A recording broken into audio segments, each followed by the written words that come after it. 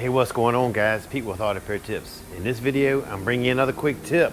I'm going to talk to you about a common problem everybody has when it comes to front end noise. In this case, I'm working on an '06 Toyota minivan, and the customer was complaining that whenever they stopped, the wheel was going back and forth like this, and whenever they went over a bump, they were hearing noise this way. If you take a second and look at the lower control arm, you can see it's cracked right in half, right along here, and worn out. So whenever they were stopping, this whole arm was just shifting back and forth. And if you look right here at your sway bar link, it is gone. It's worn slam out. And the reason why they're hearing that noise when they're going over bumps is because the sway bar link is right here and it's connected to the strut. So whenever that strut went up and down, it was bolted right here. They were hearing the clanking right in here. Guys, these are all projects you can do yourself at home.